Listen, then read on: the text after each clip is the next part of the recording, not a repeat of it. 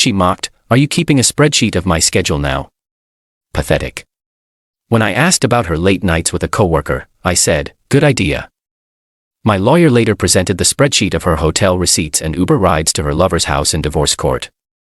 The conversation that ended my 12-year marriage happened on a Wednesday. It was late, almost midnight.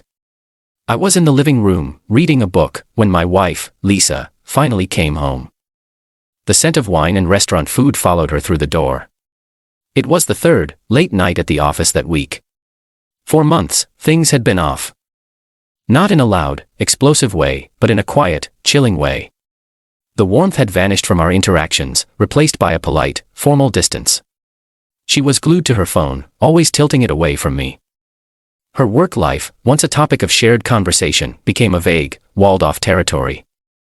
The late nights became more and more frequent, always blamed on a big project and always involving the same coworker, a director from another department named Greg. I'm not a jealous man. I've always believed in trust. But trust is earned through actions, and her actions were creating a knot of suspicion in my gut that I could no longer ignore. I decided to talk to her about it. Not with accusations, but with concern. "Lisa," I started, putting my book down as she dropped her keys in the bowl by the door. "These late nights are getting to be a lot. We barely see each other anymore. Is everything okay at work?" She didn't even look at me. She just sighed, a sound full of theatrical wariness. "It's a huge project, David. I've told you this. It's just what's required right now."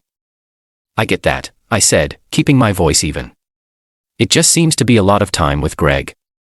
I'm starting to feel like a stranger in my own home." That's when she turned.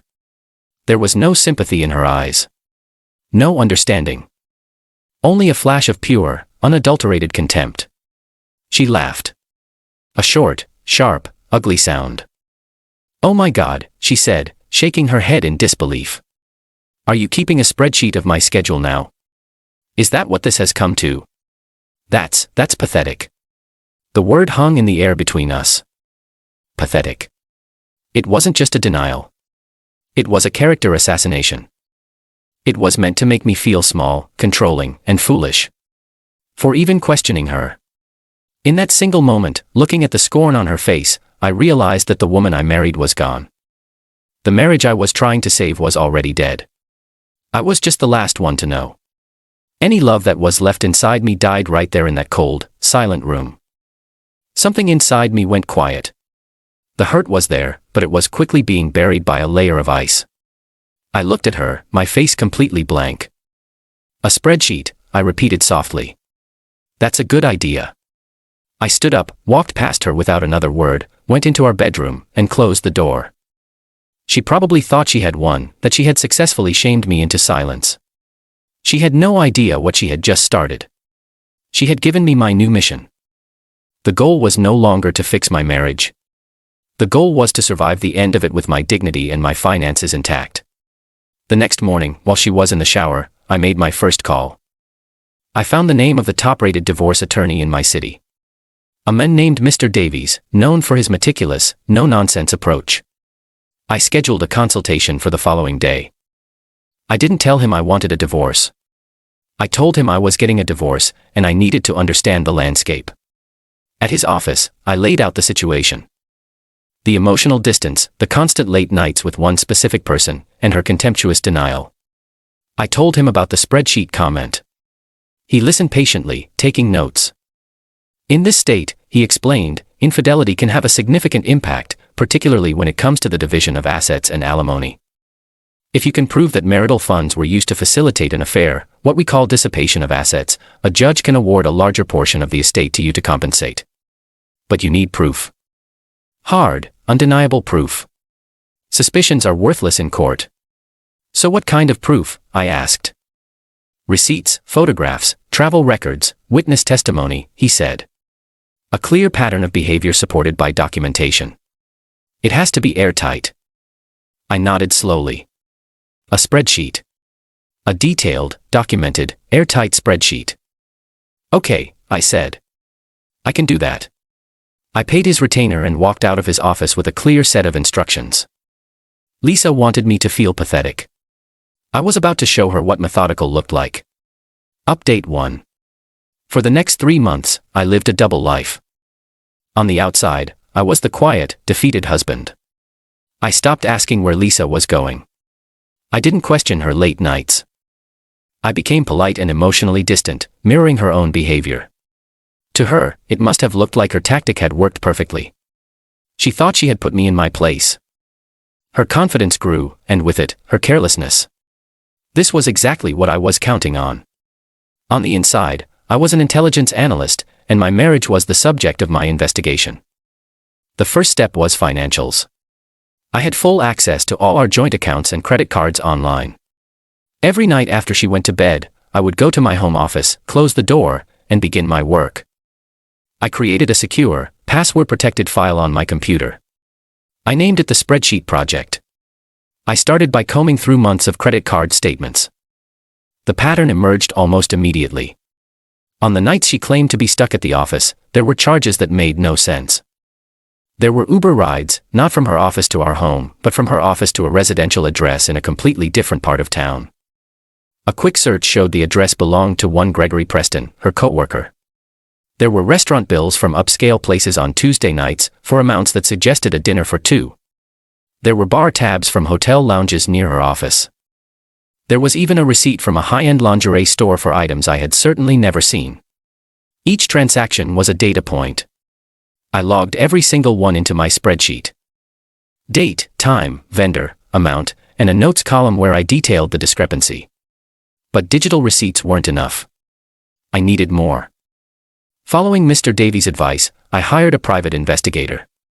He was a retired police detective, a quiet older man who radiated competence. I gave him all the information I had gathered. Greg's name, his address, the times and dates of the suspicious Uber rides. I authorized a 2-week surveillance period, focusing only on her movements when she was supposed to be working late. Living in the same house during this time was the hardest part. I had to act normal while my world was being systematically dismantled. I had to make small talk about her day, knowing she was lying. I had to sleep next to her, knowing she had likely just come from being with him. It took every ounce of self-control I had not to confront her, to throw the evidence in her face. But my lawyer's voice was always in my head. Do not engage. Do not reveal what you know. Let her build your case for you.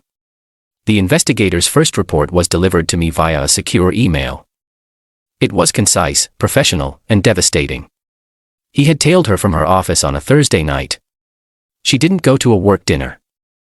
She went directly to a downtown hotel. The same one where I'd seen bar tabs on our statements. 15 minutes later, Greg's car pulled into the hotel parking garage. The investigator had photographic evidence. Lisa and Greg meeting in the lobby, getting into the elevator together.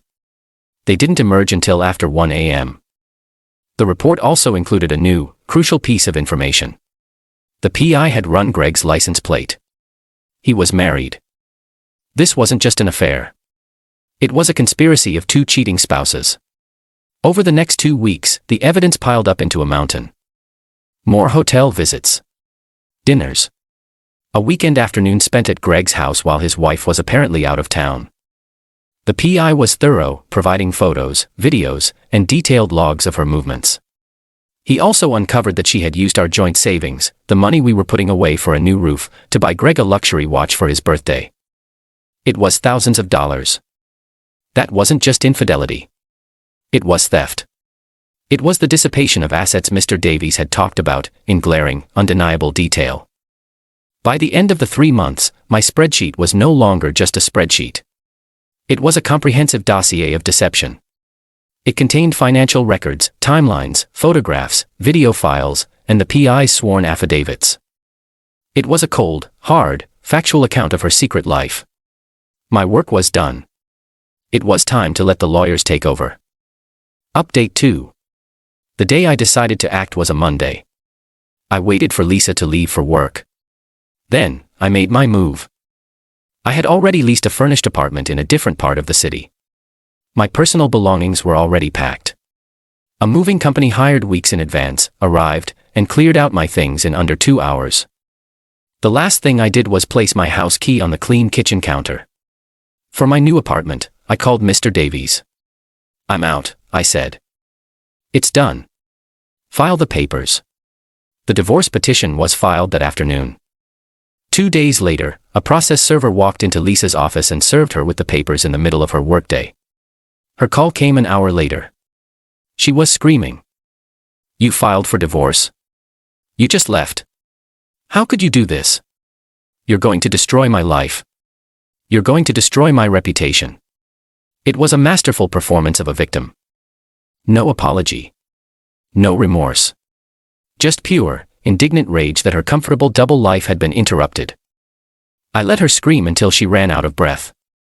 Then I responded, my voice as calm as a frozen lake. "Lisa, I am following the legal process. Any and all future communication from you needs to be directed to my attorney, Mr. Davies. His contact information is in the papers you received. I am not talking to a lawyer. I am talking to my husband," she shrieked. "No," I corrected her gently. "You are talking to the men you lied to and stole from for months. The husband is gone. Goodbye." I hung up and blocked her number. The next step was the initial 4-way meeting with our respective lawyers. Lisa had hired an aggressive attorney who came out swinging. She sat across the table from me, her face set in a mask of defiant innocence. Her lawyer laid out their demands. Half of all assets, including my retirement accounts, permanent spousal support, and for me to pay her legal fees. She was painting herself as the wronged wife, abandoned by a paranoid and unstable husband. She denied everything. The late nights were work. Greg was just a friend, a mentor. The financial discrepancies were misunderstandings. The hotel charges were for work events. Lie after lie, delivered with a straight face. After they had finished their presentation, Mr. Davies leaned forward. He didn't raise his voice. He spoke in a quiet, measured tone. "Thank you for that creative piece of fiction," he said to Lisa's lawyer. "Now let's talk about reality." He looked at Lisa. "My client is not paranoid. He is, however, extremely thorough. For the past 3 months, he has been compiling a document. It details a pattern of behavior that goes far beyond a simple friendship. He has financial statements, travel logs, and extensive evidence from a licensed private investigator." He opened his briefcase and took out a single piece of paper. It was a copy of a hotel folio. He slid it across the table. "This is from the Hotel Victoria, dated 3 weeks ago. A room booked and paid for with your joint credit card. Do you recognize it, Mrs. Miller?" Lisa glanced at it, and for the first time, a flicker of panic appeared in her eyes. "And this," Mr. Davies continued, placing a photograph on top of the receipt. It was a crystal clear shot, taken by the PI, of her and Greg kissing in the hotel parking garage before getting into his car. "I assumed this was part of the big project you were working on." Lisa went pale. Her lawyer snatched the photo, and his jaw tightened. He looked from the photo to his client, and the bravado seemed to drain out of him. "We have hours of surveillance footage and hundreds of pages of documentation just like this," Mr. Davies said quietly. "We have proof of infidelity and significant dissipation of marital assets, including a $5,000 watch purchased with funds from a joint savings account.